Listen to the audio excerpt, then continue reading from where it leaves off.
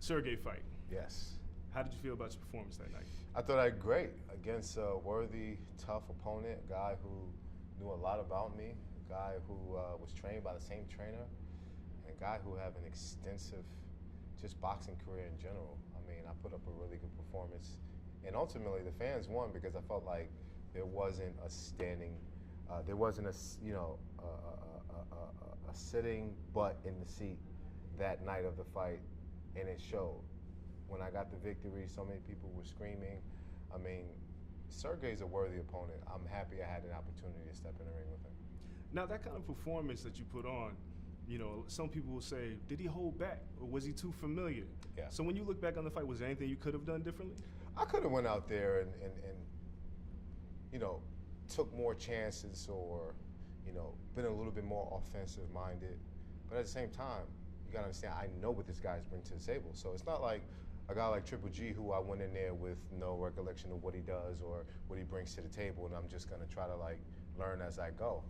So certain things I had to be aware of and constantly be cautious, because in sparring, the 300 plus sparring rounds that we have, you know, it's not always easy. So I knew it was gonna be, or had the potential to be, at least a harder fight than an actual sparring match. So now we're clear and you're out here for Canelo. A few days ago, Oscar says, Danny Jacobs is next. That's the guy we want to see. Today he says, not happening May 4th. Right, right. When you hear that, what do you think?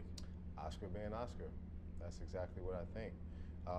And to me, it's disappointing too, because Oscar is a fighter and he understands what's it like to be in a position such as myself and wanting to fight the best, wanting to prove to the world that you're number one. And he have the cash cow, the biggest draw in boxing, and you know, he's picking and choosing. Granted, he fought Triple G, which was a great performance, but you know, there's other guys that, to me, are considered the best and that he needs to go through in order to be considered the number one guy in the middleweight division.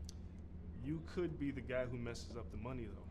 Yeah. Do you think that's part of the problem, that if he puts you in there? Wait, let me ask you this. Do you think you're the most avoided man in boxing right now? I wouldn't say the most avoided man in boxing, but I would say a couple people avoid me in the middleweight division. A couple? There's a few guys that might avoid me in the middleweight division, but you know, certain things you can't control. As much as you want to create your own legacy and pick your dream fights, you know, you can't. Certain guys have their own agenda, and a lot of guys would rather go the business route, getting as much as they can for little reward. I mean, for the least amount of risk, than to actually put their legacy, their career, their pride, everything on the line and fight for the fans and fight for the love of the sport. Let's just say the fight doesn't happen in May. Yeah.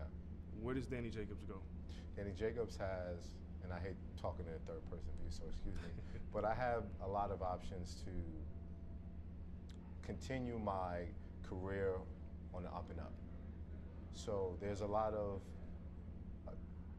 attention in the middleweight division. There's a lot of good fighters that bring a lot to the table, that big fights could be made in the near future. So I have options. Canelo is not the only guy that exists. You know, he's just the pinnacle. You know, and a victory over Canelo, even a fight with Canelo, is as big as you'll get. So that's where I want to be. And if I can't get that, then we'll go down the ladder continuously for worthy contenders and challengers, guys that the fans respect, guys that they know we'll put a good show on. And that's really what it's about. Would you fight Demetrius Andrade? I will fight Boo Boo, but it would probably be later on in our career.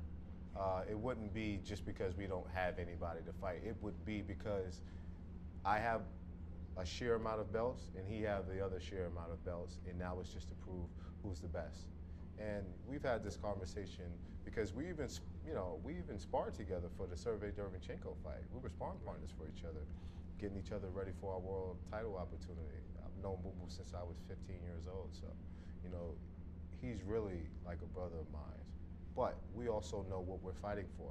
We also know what's on the line, and we have to respect that, and we do. So when the time comes, we will step into the ring, but you know, for somebody like that, it would really have to be for all the marbles. Last question for you. You're a father, you're a fighter.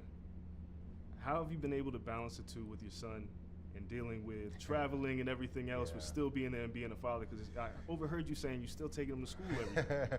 It's been hard. His mom has been she's been away on business for a couple of weeks, so I've literally had him just taking him to school and had meetings with his teacher. That was like the first time for me meeting his teacher, and it was a great experience. And it makes me feel just like a regular person, and just my life is about my family. You know, not this image that obviously I've earned it, but you know, to me, there's more important things in that family life, my child. That's everything. Yeah. Perfect.